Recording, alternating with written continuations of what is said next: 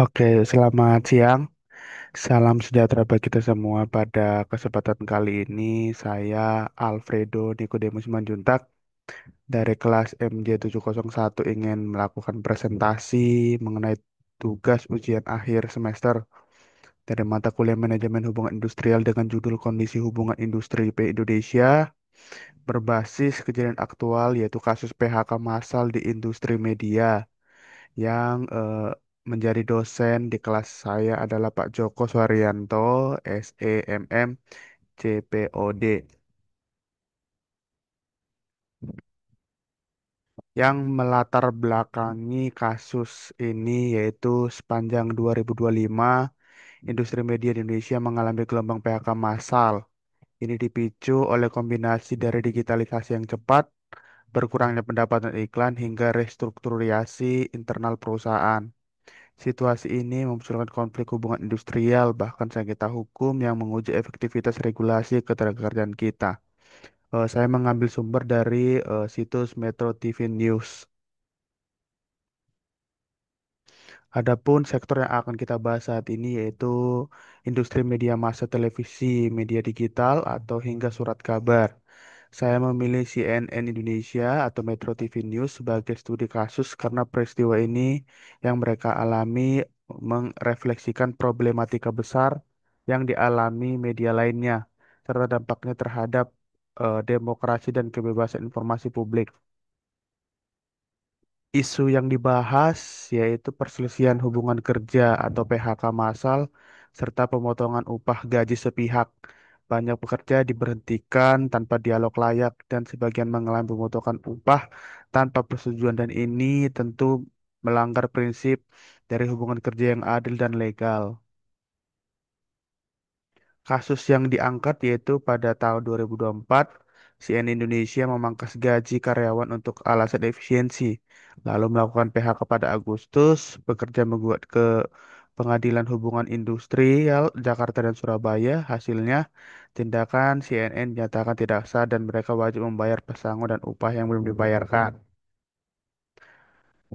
Dari sini kita mengambil dengan analisis tripartit, yaitu dalam kasus ini menggambarkan ketimpangan dalam komunikasi dan kolaborasi antara tiga pihak utama, yaitu pengusaha yang artinya manajemen CNN Indonesia yang melakukan PHK sepihak tanpa transparan dan komunikasi efektif dengan pekerja. Kemudian dengan pekerjanya, karyawan terdampak atau serikat pekerja mengaku tidak diajak berdiskusi sebelum terjadinya PHK yang diambil oleh pengusaha. Dan ketiga adanya pemerintah, yaitu Kementerian Ketenagakerjaan belum terlihat peran aktif dalam mediasi kasus ini. Seharusnya bisa menjadi penengah yang memastikan keadilan prosedur hukum ketenagakerjaan ditegakkan.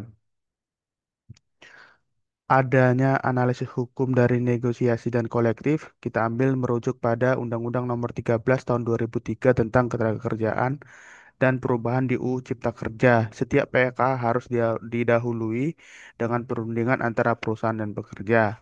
Dalam kasus ini, CNN PHK dilakukan secara sepihak dan terkesan melanggar prosedur.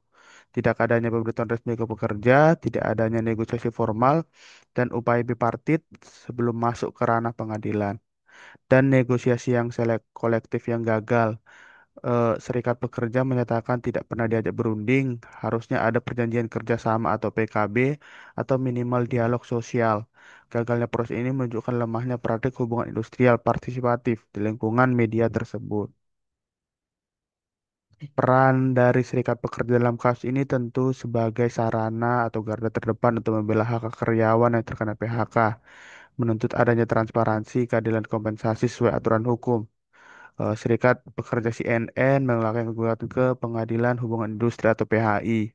Mereka juga menyampaikan sikap melalui media dan jaringan aliansi pekerja, menyoroti minimnya komunikasi dari manajemen. Ada tantangan yang dihadapi. Yang pertama, tidak semua karyawan bergabung dalam serikat, sehingga ada yang tekan tidak maksimal. Hubungan antara manajemen dan serikat dinilai tidak harmonis. Nilai strategis dari adanya serikat pekerja tentu mendorong perusahaan tidak bertindak sepihak menjadi wadah untuk negosiasi mediasi sehingga litigasi formal. Ada yang kita berikan seperti rekomendasi solusi. Untuk jangka panjang, saya merekomendasikan penguatan penegakan hukum. revisi terhadap pasal-pasal bermasalah di UU Cipta Kerja, dan kewajiban bagi perusahaan untuk berunding dengan pekerja sebelum mengambil langkah efisiensi. Kunci pentingnya adalah partisipasi serikat dalam proses pengambilan keputusan. Jadi yang kita ambil kesimpulan dari kasus ini mencerminkan krisis hubungan industrial di Indonesia.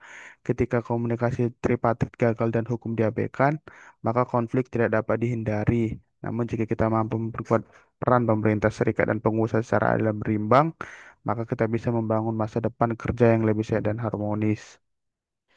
Terima kasih, demikianlah presentasi dari saya. Jika ada yang salah boleh dicantumkan di kolom chat untuk ditanyakan ataupun untuk kita diskusikan bersama. Terima kasih, selamat siang.